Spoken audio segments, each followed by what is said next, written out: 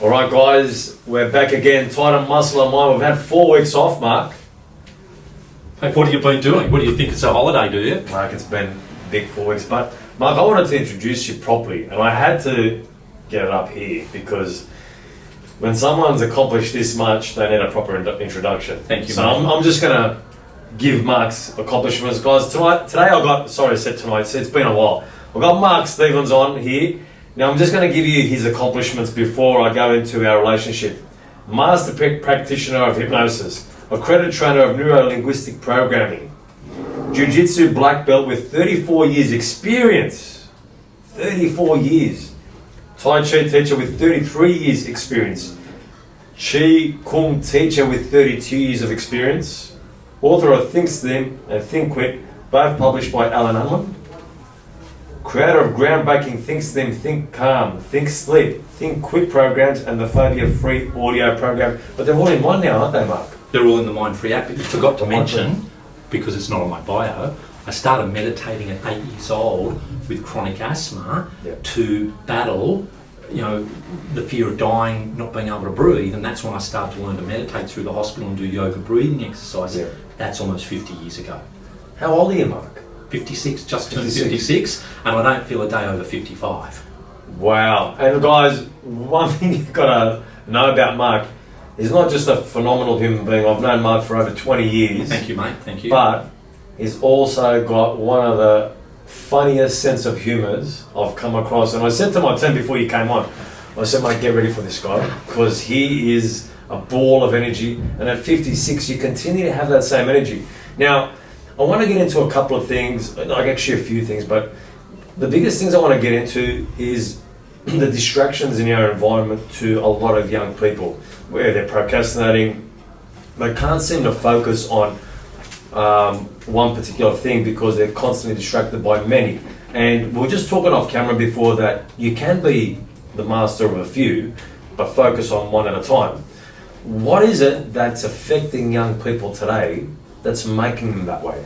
Well, there's so many choices, from on your phone, on your iPad, on your computer. You've got every encyclopedia, every TV show ever created, every hundreds of thousands of music channels, every book, every person out there with information, and so that's just on your phone. You don't have to go anywhere to be distracted for hours. And I'm not saying don't, check these things out and learn from them or look at a funny video, but it's when we go down the rabbit hole that's the problem. If we're checking something out, we're getting a recipe, we're getting inspired, we're watching a video like this that might inspire us to do more, be more, have more in life, that's great. But it's when we then start watching for endless hours. If you watch TV or spending 4 hours a day, which is the average, 4 hours a day staring at a screen, that's 1/6 of your life. So if you live to be 90, your headstone will say 15 years staring at a screen. The thing is, we all get the same 86,400 seconds a day. Life travels along 1,660 minutes a day. Life is 60 minutes per hour, no matter who we are. You can be the Prime Minister of the country, a president of a company, you can be a kid or a homeless person. Your life travels along at 60 minutes per hour. What are you doing with those minutes? They're precious. Sometimes we just use time up like it's endless. It's not endless. Why does, Mark, I've watched a couple of your videos, you talk about the subconscious mind. Now we've got the subconscious mind and then we've got distractions through mobiles now, right? Through our mobile devices. That seems to me like two worlds colliding, which are making things even worse. So they've gone through the schooling system, they've gone through parenting, now they're on their phones. Now, that seems to me like even more than back in our day. It's an addiction. We used to watch television, the newspaper would be there, you'd listen to the radio, whatever. But now there's thousands and thousands of choices, so people get addicted. Look, Instagram's fantastic. Social media, Facebook, YouTube, it's all really fantastic. And the problem is spending hours and hours and hours doing it. Going down the rabbit hole and then saying, I don't have time. I'm too busy to go to the gym. I'm too busy to go for the walk. I'm too busy to make a salad or prepare a healthy meal. I'm too busy to go and get a drink of water. I've had people say, I'm too busy. I don't have time to scratch myself. And I go, you don't have time to scratch yourself? So then this is what I do. I go, just see that? I just scratch myself in 1/10 of a second. Look, there, scratch myself. How can you say, look, You don't have time to scratch. It becomes this negative incantation or like a spell that someone might put over themselves. I don't have time, I don't have time. It's too hard, it's too hard, it's too hard. So it all comes back to the story we're telling ourselves, and that's all in the unconscious part of the mind. Yeah. Now, I watched you last week on a current affair. You helped a girl, and you done about therapy with her, and she had, you would touch her and feel like she was getting stabbed by a knife. Yeah, she's got a condition called CRPS, chronic regional pain syndrome, which the doctors, the medical system aren't sure where it comes from. Sometimes it comes from an accident or a bad cut, things like that. With young Chloe, there was no accident. They weren't sure. She just woke up one morning in chronic pain, was in and out of hospital. They put boots on her legs. She couldn't walk on it. Then the pain would get so intense she would actually vomit. But then the pain moved to her other leg. Then the pain moved to her arm and her hand. Her hand was all swollen up. If you put a feather on it, it caused excruciating pain, like being cut open with a red hot knife. Wow. So we did hypnosis last week with young Chloe. The story was on a current affair, as you mentioned. And we got the pain from a 10 out of 10 down to a 0 out of 10 in 10 to 15 minutes. Wow. And you could actually watch her hand starting to become the normal colour. It started to shrink down. The same with the foot. She couldn't even put weight on her leg. She was limping. And then all of a sudden she's walking around going, no pain, 0 pain. We did that with a variety of hypnosis techniques and meditation. Now, you talk about meditation. You said you started when you were 8 years old, right? Yeah. How important is meditation now for dealing with distractions, dealing with the subconscious mind, and dealing with pretty much what life has to throw at you? Like, how important is it? So for young Chloe. Yeah, for young Chloe, she's now created a daily routine of meditation. What that meditation is helping her do, and self-hypnosis, which is very similar, it's releasing the natural feel-good chemicals from the brain, the natural painkillers. So she's releasing dopamine, serotonin, endorphins, the body's natural painkillers, while reducing the release of cortisol from the body, the natural, the stress hormone. So, and getting stressed is normal, but it's the continued, the too much cortisol being released and flowing through our body. And so now Chloe has a daily ritual where every morning she wakes up and she meditates for 10 to 15 minutes. Before going to bed, she does another 10-minute meditation. If she starts to feel pain in the body, she does another 5 or 10 minutes self-hypnosis or meditation. And in a week since we shot that story, she's had little to no pain. So let me ask you this question, right? She's doing the meditation. Is she focused on a particular area? Is she focused on a particular thing that she has to? Yeah, great question, because there's so many different ways to meditate. You've got Tai Chi, which is a moving meditation. You've got thousands of Qigong exercises, which is another moving meditation. You've got things like yoga breathing, or yoga. Yoga is a moving meditation. You get into a posture, you breathe, you're in a trance. Then you've got mindfulness, seated meditations. You've got mindful eating. Rather than eating and watching television, you eat mindfully, you're aware of the food going into your body. You can focus on a candle flame. You can focus on a mantra. Like one of my favourites is breathe in peace, breathe out release. Breathe in peace, breathe out release. Breathe in peace, breathe out release. So you just might sit there with your eyes closed and you take a slow breath in and think the thought peace. And then as you breathe out, release. So it becomes this in peace, out, release. And it's a beauty. I like that one. Or I'm stealing that one off you. Use it. I think I've heard it years ago, but I'm taking it back again. Okay, that's good, mate. That's good. I thought I made it up, and then I was sitting with a Buddhist monk who said, just feel the peace and breathe all the peace in, and then as you exhale, just release and let it all go. Wow. So just feel the thought. And I'm thinking, thousands of years it's been going for, and I thought I made up breathe in peace, breathe out release. And so, and another great one, another great mantra is, I feel at peace, I am at peace, or mind and body together as one. So you can sit quietly, because see, the mind, even during meditation, will get distracted. A lot of people say, my mind's too busy to meditate. I haven't got half an hour. You don't need a half an hour. I hear that all the time. 1 minute, 2 minutes, 3 minutes, and that's what we've done with Mindfully app. We've created videos where the words float towards you as you breathe in, and they float out. So it might be peace, release, or only goodness, enters my body. And we create these mantras to keep brainwashing ourselves. Why? Because the brain needs washing. There's too much 100%. too much stinking thinking going on. Mark, I've got to ask you this question. One of my team members asked about procrastination. Now that's huge, right? Procrastination. Huge. Yeah, procrastination is such a big thing. Now what do they have to do for that? Okay, I've got a really good hypnosis session, some great tips for procrastination. Would you like to do it later? 100%. Me? Not me. Do it later. Do it now, though. Yeah, Tim, mate, you got it right. You got to do it. I told you get everyone guys, to Jules do did not tell you he's going to get me somehow. Oh, Mark, I just told my team, I'll never forget this, when I was training out like that.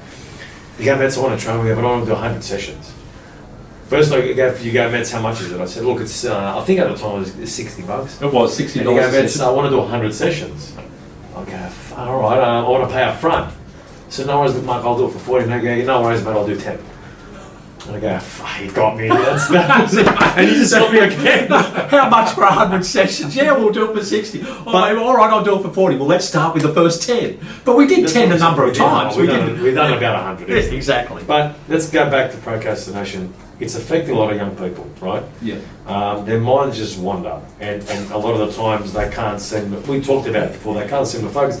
But procrastination itself's big. It's a mindset, and people are stuck in the I'll do it later, I'll start next week, next month, next year, but next week never comes. So by thinking the thought, I'll start Monday. How many people say, I'll start a new diet Monday? I'm going to start going back to the gym Monday, but it gets to 1/2 Tuesday, and because they've got a lack mindset, or they're focused on the problem and the negative rather than on the positive outcome of reaching a goal, they're thinking about what they don't want rather than what they do want. So when they focus on what they do want, all of a sudden they're moving towards a positive goal rather than moving away from the negative motivation. So that the negative motivation only pushes us so far. But oftentimes we put things off because we think there's going to be pain. And then all this fear overwhelms us. Oh, I can't do it, it'll be too hard. So we tell ourselves, I'll do it later, it'll be too hard. I'll start next week, and that becomes like a broken record in the mind that we keep telling ourselves. So procrastination has its root in the negative self-talk or the stinking thinking of I'll do it later, I'll do it later, I'll do it. So people get stuck in the I'll do it later trance. What you want to say to yourself is get it started, get into it, get it done. I mean, I talk to people all the time that struggle with their weight or that they're putting off their health and fitness. And I say, how many times have you walked out of the gym and you feel fantastic? And they go, well, every time I've ever been to the gym, I walk out feeling, and they think to themselves, why do I always put this off? Why do I always talk myself out of it? And it's because of generally fear, or they're just stuck in the loop of, I'll start next week, later. So we want to tell ourselves, I'll get it started, I'll get into it, I'll get it done, and I'll do it now. Become a person of action. 100%. Now, we're talking about weight loss, we're talking about fat loss as well. You're just talking about how people wait till Tuesday. I want to talk about Jordan, right? This is an unbelievable book. Sure. Unbelievable book. He lost 200 kilos. 207 kilos. 207 kilos, right? Where was he at when you first saw him? Like, what was his mindset like? Sure. What was his upbringing like? Okay. Well, how did he get into that state? So, Jordan used food as an anaesthetic. He got to 310 plus kilos. Wow. We couldn't weigh him on the scales. The big, scales only go to 300 kilos. A lot of people's scales only go to 150 or 200. Jordan got on the scales and a little message came up. This was his joke. A little message came up saying, get off me. Get off. And it came up with load on it. So the word load came up on our big commercial scale that went to 300 kilos. And he said, I think I'm 310, 320. We went to the tip, to the weigh bridge at the tip to weigh him. And he weighed somewhere between 310 and 320 because it hovered and then it settled on 310. The woman on the weigh bridge said he'd be probably about 310 to 315. That's a lot of weight. 310, it's like 700 pounds or something ridiculous like that. But at the time, Jordan was eating for breakfast 10 to 15 hash browns, 4 coffees. For lunch, he'd have 4 quarter pounders, 4 Big Macs, and 4 fries with a couple of sundaes. Wow. Then, as an afternoon snack, this was if he wasn't hungry. If he wasn't hungry, he said an afternoon snack might have been 4 Lamingtons, 4 chocolate eclairs, 4 custard tarts, and 4 cream buns. That's if he wasn't hungry. And I said, well, what if you were hungry? He said, oh, if I was hungry, I could eat 12 family blocks of chocolate, or I could eat a whole family tray of Greek desserts with 30 desserts on it. Wow. His favourite was the Galabacadorenko or something. It's like an egg custard pastry thing. And he said, I could sit down and eat 30 of them. Wow. So, and we worked out, then for dinner, he said I'd always eat a healthy family dinner, fish and soup, or a salad and fish or something. I said, well, at least you're getting one good meal a day. I said, how could you eat all that in a day? And he said, it's not over yet. It's not funny. I know. It seems extreme. I said, how could you eat all that in a day? And he said, on the way home, he'd eat 4 Hungry Jack meal deals. 4 Hungry Jack meals? He had this thing about 4. It had to be 4 of everything.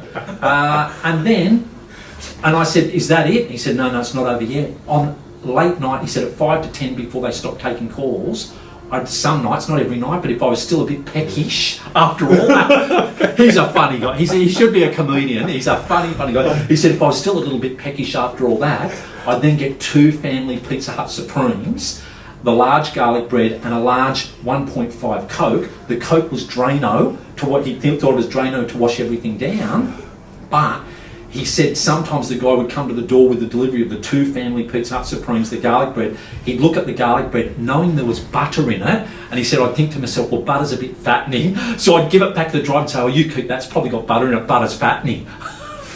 And then it's not over yet. No, there's still more. But wait, there's more. Mark, how did you get that out of him? Like, I said, what do you eat in a day? And he told me. And I'm going, every time I said, I can't believe you could eat that in a day. He said, no, it's not over yet. There's more. So then the final thing was he'd have sometimes 6 or 8 magnums or 10 to 15 mini magnums as a late night snack. He said, I like the minis because you could just suck them off in one go. He said, I'm a human eating machine. He said, but he was happy with that. No, he was in a pretty tough. Yeah. Food had become the anaesthetic. Yeah. Food was the crutch, which for so many people, whether they're 10 kilos, 20 kilos, 30 kilos, 50 kilos, 200 kilos overweight, it's emotional eating, stress eating. He was in the family business. There was so much stress and pressure. As he put it, he was working 18 hours a day, 8 days a week in the family food distribution. Wow. So even he said, I sometimes, like, when I'm trying to get healthy, I just eat like a plate full of olives in the afternoon.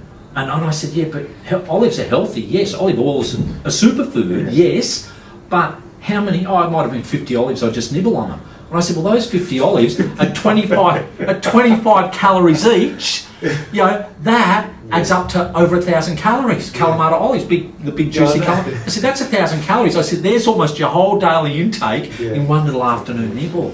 One family block of chocolate can have 1,440 calories in it. So if someone's trying to get the weight down, that's what how they might many calories was he having a day? We worked out 30 to 40,000. 30 to 40,000. Yeah. So let's go back, right? He's eating this food. His mum and dad, family, like.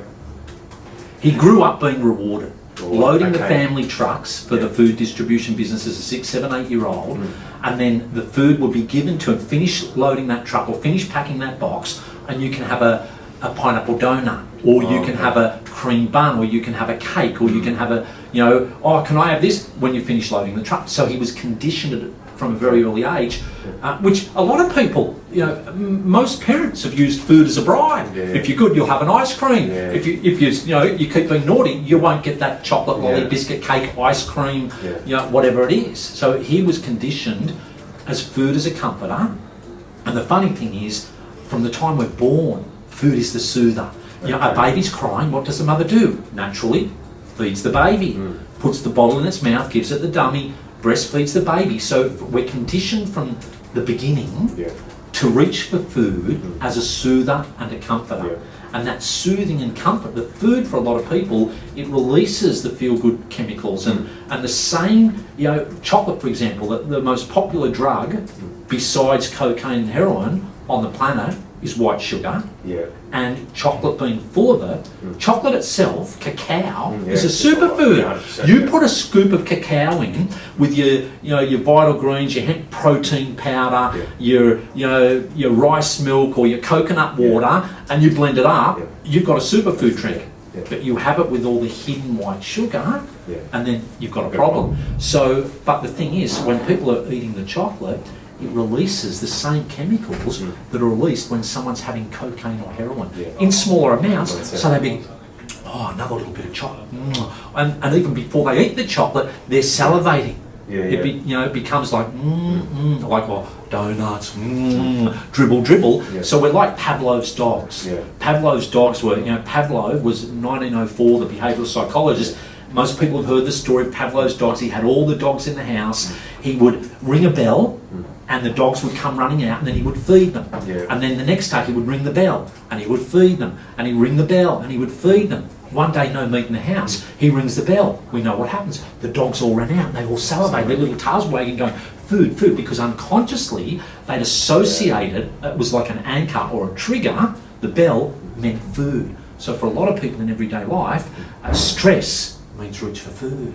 Being hurt or sad or angry means reach for food. That's emotional eating. Now, with Jordan, did you do the same thing with Chloe? Meditation? Like obviously the with Jordan, a lot of hypnosis, a lot of meditation. One thing we did, negative anchoring. So we took the main foods, his main problem foods like bacon, egg rolls, burgers, Coca-Cola, and we subconsciously associated them with disgusting and gross things like he hated bin juice. So I went to the tip, to Rockdale Tip, and you know where that is. You know how bad it smells when you drive past a tip, or when you drive past a garbage truck. So what happens? People put their rubbish in a bin. At the bottom of the bin, you get that liquid. You know the liquid in the bottom bin. That's called bin juice. So when they go into the trucks, as the bins collect them every week, all the rubbish gets put together and it gets squashed, and then so you get the bin juice of the bin juice. So it's bin juice times 2. The trucks all take it to the tip, and they all load all the different bin juices with, nappy juice in there, doggy donut bags, old prawn shell juice, rotten milk, all that stuff combined. You know how bad rotten milk smells? That's nothing compared to the bin juice of the bin juice of the bin juice. So all that gets compressed at the tip, and it goes down this big cement area about as big as this room, and it's this black gooey liquid, and you get near it and it's like you feel your nose hairs burning. So I went in there all masked up, gloved up with a jar, and got some bin juice into a jar so I could put some special sauce on Jordan's bacon and egg rolls. So when he went to, it was like, he was almost sick. And then I got him to think of all these other gross and disgusting things, like everything from doggy donut to cockroaches to dirty rats to roadkill to juicy nappies to vomit to diarrhea to dirty toilets. Got him to think of all these things and kept bringing the food in front of him with that horrible smell. He will never touch a bacon and egg roll again as long as he lives. If you mention bacon and egg roll, he'll go, I'm going to be sick, don't even mention it. So that's creating an unconscious trigger. So we did that. We did goal setting where he got to visualise himself as Hercules. Got to visualise himself training. Now, when he first started training, he could only walk 25 metres. Can you imagine? You're fit, you're strong, you leg press, you bench press. Can you imagine carrying 300 kilos around? Now, what are you, 85, 90? 88. 88. 87. So you're 88 kilos. Can you imagine now if I gave you 11 20-kilo bags of cement and piled them on top of you right now and said, my back would be gone. You wouldn't even stand up. I wouldn't. You wouldn't. You'd be crushed by the weight. Yeah. So you wouldn't even lift it. You take the power lifter, a strong power lifter, and give him 10 or 11 20-kilo bags of cement. They struggle to lift that weight. Can I just share one amazing story? A strength of feat. One amazing story with a feat of strength of Jordan, which was unbelievable.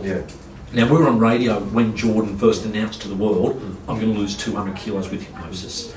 And we had one of the shock jocks ring on and ask him all these, sort of nasty questions. We put her in a place, but he said, listen, love, he was pretty cool. He said, if you were the one stuck under a car, I'm the guy walking past who you would want to rescue you because I could lift that car off you. And she said, there's no way you could do that. And then I took the phone. I said, it's people like you that are just so negative, making him like saying, you can't do this, you can't do that, you're this, you're that. I said, it's people like you that make people reach for food for comfort because they're nasty and negative. Have a nice day. Bang, and hung up. And black banned her from never being interviewed again. Can't remember her name now because I've deleted it from my mind. Here's what happens 3 months later. Jordan's getting healthier. He stopped eating all the rubbish. His training is gradually increasing. But before he put on all the weight, he was training from a very early age, and he could leg press, I think it was 8 plates on each side. So he was leg pressing 300 kilos. So he was doing that, and he was training every morning, and he was in amazing shape before a number of series of events led him to a back injury, and then feeling sorry for himself and so on, a lot of emotional eating. But so he was incredibly strong. Plus, for however many years, every time he stood up, he was lifting 310, 320 kilos. So his legs, he could kickstart a jumbo jet. He could, he could jumpstart a semi-trailer truck. So anyway, Frankie, the gardener, the Maltese Falcon Frankie, had reversed at the retreat, back down onto a hill in his bongo van, a small high ace, something like that, and he couldn't get it stuck off the hill. He was spinning the wheels, and he came into the gym where Jordan was working out, and the chef was there, and I was there, and one other guy was there, and he said, "Boys, can you come out and help me? I'm stuck. The van can't get off the embankment because it was down the hill and the wheels were bogged." We walked out, we said, "Yeah, no worries, we'll get you out of this." 3 of us got on there and tried to lift the van while he hit it to get it, but it was too steep down and it was too stuck, and the middle of the van was on part of the hill. We couldn't budge it. Jordan came out and he said, "Move out of the way, ladies." I mean, you can't get away with saying that, but that's exactly what he said there. And we went, like, right. And he said, Frankie, he got behind the van, back to the van, got his in a squat position, held on to the tailgate, and said, "Frankie, when I hit it, when I say go, you hit it." And he just went 1, 2, 3, go! And he lifted the van and he walked it back up as Frankie got the van going. And we're all just there going, "Oh my God, unbelievable!" What a feat of strength that was. That was like Hercules' like 10th or 12th miracle. Now, we talked about mindset. We talked about subconscious. We talked about mobile phones. Goal setting has got to be massive for these. No, you don't need to set goals. No, you have to set goals. Just hope that something good happens. Just wander around like a sailing boat without a direction. But that's exactly right. Just go on a holiday without knowing where to go or what to do, and you just walk around in circles all day long. How important is it then? Goals are everything. Goals are everything. If you don't have a destination to go towards, if you don't have a goal that you set, how do you know where you're going? How will you ever get there? So many people live life looking in the rearview mirror, and they keep dragging up, reliving the old problems, the negative states over and over again. It becomes a loop without focusing on a goal to move towards. If you don't have a goal to move towards, if you're thinking, "I want to lose weight because I hate the way I look. I want to lose weight because the doctor said I've got diabetes. If I don't lose weight, I'm going to die. I can't fit into my clothes. I've got no energy." That's all the negative stuff. You want to go, okay, well, that's motivated me to join the gym. That's motivated me to want to get the weight off, but leave that behind. Don't even think of losing weight. Think of burning the fat, getting fit, getting healthy, and give yourself a goal to move towards. I'll tell you how important a goal is. I met Kevin Young, 400 metre gold medalist from the 92 Olympics. Kevin Young, and it's one of the big events, the 400 metre men's hurdles, one of the huge events. Kevin still holds the world and Olympic record for the 400 metre hurdles. Now, when I met Kevin, I said to him, "Kevin, how come you won? What's the difference that made the difference?" Because I like to know why people succeed, why they can overcome a challenge, or what is ticking in their mind to get them really focused. So I said, "Kevin, what was the difference that made the difference?" And he said, "Mark, every day for 4 years, every day I visualised myself standing there getting the gold medal. Every day for 4 years, I visualised the flag going up and the national anthem playing." He said, "I involved all the senses. I pictured it in my mind. I felt it. I thought about it. I heard the national anthem playing. And yes, I'm the gold medalist, 400 metres." And he told himself that. So every day for 4 years, he visualised the goal. He said, "But then every day for 4 years, I visualised myself crossing the finish line with no one in front of me." And he said, "But that's not enough." He said, "Every day I got up and trained. I did the work. I made the sacrifice. I put in the time to reach that goal day in, day out." Now, here's something else he did. Every single time he ran, he wrote down the record that he wanted to set. No one had gone sub 47 seconds, ever. And he believed he could. So he did something like, I think his goal was 46.79. That's what he could believe that he could do. So he wrote that down on a piece of paper and put it in his shoes every time he trained. Wow. So for someone wanting to reach a goal... So it was there? Yeah, it was there. He was running on his goal record time. Then what he did, when it came to the Olympics, he was writing down on bits of paper everywhere, 46.79, 46.79.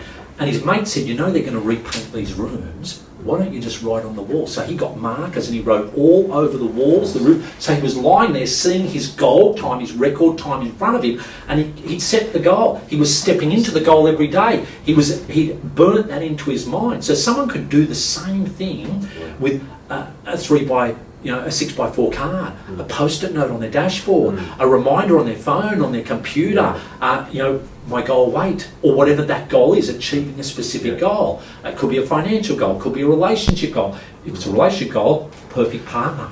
And you put that, and so you're projecting that energy out in the future. Kevin got out there on race day, he's on the line, and he said, just before the gun went off, he just, for a moment, for a second, just visualised himself crossing the finish line, no one in front of him. He said, and the gun went bang, he hit the lead, and away he went, and he won the race. And he went, I think it was a tenth of a second plus, he went 46.7 or something like that. No one's broken that record to this day. Wow. It's the world and Olympic record, and Kevin Young, great guy, to share the intricacies of his story. But that's something we can all apply to simple goals, to big goals. We want to create that goal, write it in positive language. I now allow myself, like the date of the goal. What date? Set a date.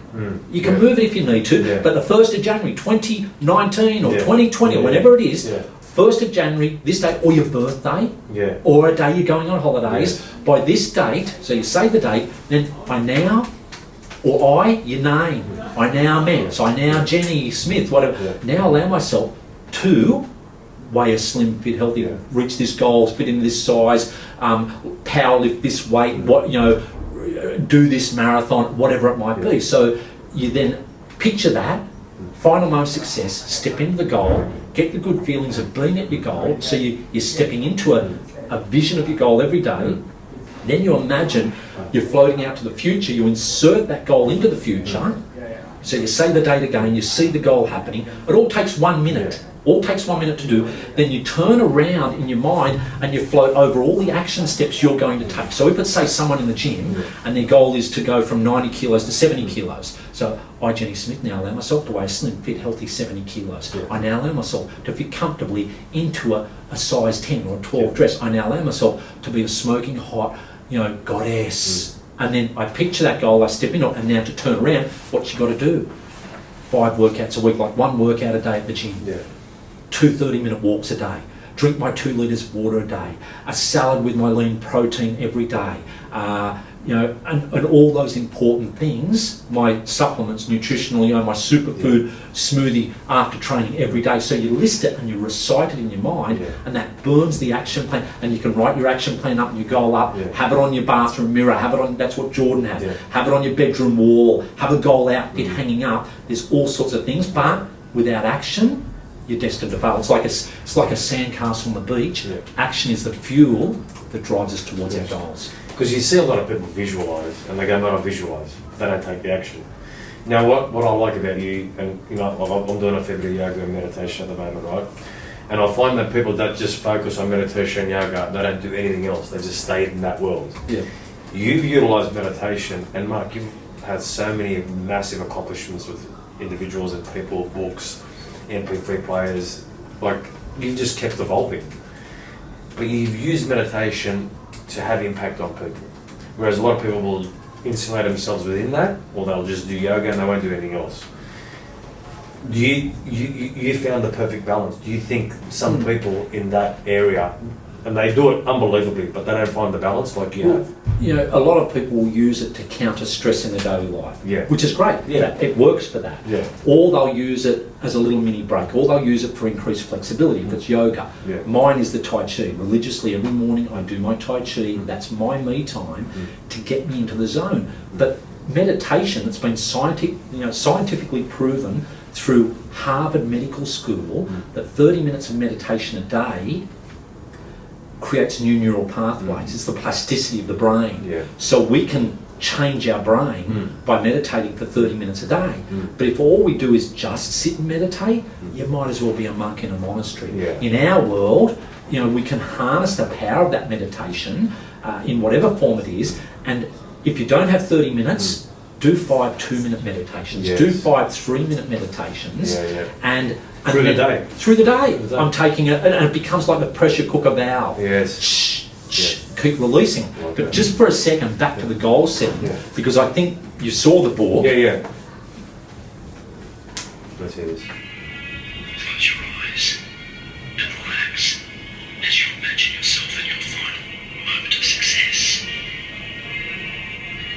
Step into that image of you, looking through your own eyes. I like it. See what you are seeing, hear what you are hearing, and feel the good feelings of you reaching you as you breathe. I love So that. that's a 1-minute meditation in the Yeah, back yeah. of the book that's light activated audio. So like someone that's not good at it, they could do like 5, 10 minute or 10 1-minute ones through the day. Absolutely, and you Just still so- get the benefit. Get the benefit, yeah. It has a cumulative effect. Okay, yeah. I So, like that. and so that's where you take 2 minutes here, 3 minutes there, and that's what we do. Like, Yeah. over the years, I've created more than 400 audio and video sessions dating back to the mid-90s, Yeah. from Qigong and Tai Chi on Yeah. waterfalls through to the last sessions for pain healing hypnosis I created last week.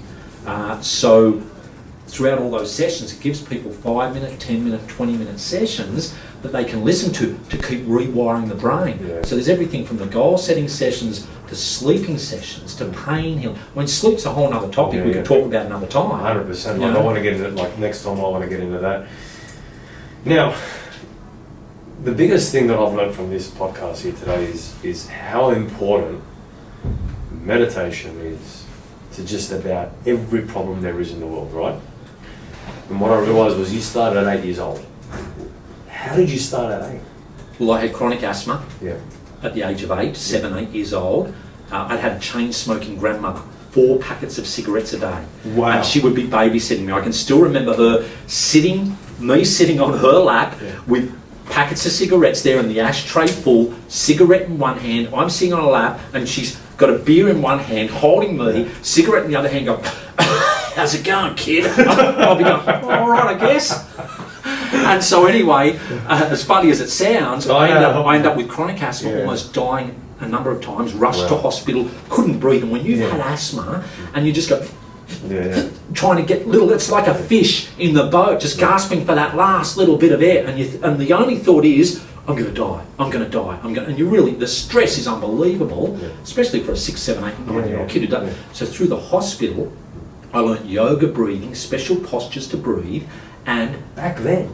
in the it was the 60s. Yeah. It was the hippie era. Yeah, I know. So meditation was very popular in the 1960s. Zen in the 70s was hugely popular, and then it all just sort of faded into the Yeah. background for some people, Yeah. not for me. I'm Yeah. still a 60s, 70s guy, Yeah, still yeah. doing the meditation at the Yeah, Zen. But, and then, so what happened there was I learned the meditation, it became a day, I had to do it daily. So if I was about to have an asthma attack, which was often over the years, because I had a heavy drinking father, if mum and dad were arguing or fighting, sometimes it would trigger an asthma attack, Yeah. the stress. Yeah. And so mum would just breathe, Mark, relax, do your meditation. So I'd just breathe and say, just relax, and I'd be okay. Yeah. So by the time I got to about 16 or 17, I was already had been meditating a lot, daily practice. Then at the age 16, 17, started doing jiu-jitsu, qigong, tai chi, and was lucky enough to study under Chinese teachers and masters, Japanese teachers, great Australian teachers, Tibetan monks. One woman I trained under was a German psychologist who went to Tibet for 3 months for a 3-month holiday, stay in a monastery. She didn't come out for 10 years. Wow. So I got to train under her and other amazing people. So it's basically what I've done over the years is create and then train professionally in hypnosis under the best in the world and and so on. So then it's like an eclectic collection of so many different meditation techniques, so many different styles of hypnosis, and then combining it with just my own enthusiasm and motivation to find out if it's a one-on-one client, what do they need to hear here? What Yeah, do they of course. need to know? What do we need to do to disconnect the old belief, the old problem, the emotional baggage, the sadness they're holding on to? And is that with some meditation, some hypnosis, some timeline therapy or other techniques that can help remove that old pattern from inside of them? Yeah. Mark, it's been brilliant. I've actually, mate, I've known you for 20 years, but it just reminds me of just how mindful you've got to be in everyday life. Like, it's so important. Can I finish off with one really important thing? Yeah, go Because on. I know we're sort of running out Yeah, of time here. But meditation in practice can be, it's like now we're in a state Yeah. of motivation. So it's almost like we're meditating while we're sitting here. 100%. When you're doing the dishes, you can be meditating if you're in the moment. If you're thinking of worrying about a bill or worrying about something that happened 5 years ago or 10 years ago or what you've got to do tomorrow, you're not in the moment. Yeah. So people end up living years in the past or worrying about what might or might not happen in the future. They forget to be present. So mindfulness can be as present as, like, when you're training, when you're pushing that weight, what are you thinking of? You're focused on your muscles, on the body, on the movement. I remember you telling me, focus, stay focused and do one more. It's like, how many times are you going to say one more? I can't move. Yeah, come on, you got it in you. One more. That's focus. You're not thinking in that moment. I've got to do this later on. Or I've got to. So training can become a meditation. Tai Chi is a moving meditation. Jiu-Jitsu is, you're not thinking, what am I having for dinner tonight? If you're thinking that, you're knocked out, you're choked out, you're tapped out. And I was doing 15 jiu-jitsu classes a week. From the moment we walked through the door, we bowed and we're on the mats, we'd go into a trance-like state where we wouldn't look at anybody, we wouldn't focus on, we wouldn't be thinking about anything else. We just look into the distance and go into that trance state. So I was doing hours of meditation a night, 15 times a week with that. Then the morning Tai Chi. When I had cancer, which might be a whole other story for another time, I was doing 8 to 10 hours of meditation and Tai Chi and Qigong a day and self-hypnosis.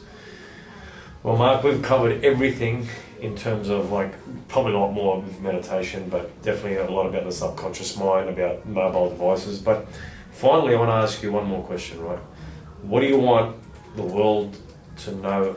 What do you want to be known for, or the world to know you by? Somebody who was able to help people let go of the past, focus on a positive, healthier future, and to be more present without all that baggage of yesterday. To let it go, to help people, to be the let it go guy. Just let it go, let it go, let it go. Thanks, Mark. Great finish. Really enjoyed it, and mate, I can't wait to have you back on again. Thanks Looking forward to another chat. Namaste. There you go. There you go, guys. Facebook Live is still on. How good was that, guys? Facebook Live, Mark Stevens in the house. Fantastic. Thanks, mate. Thank you.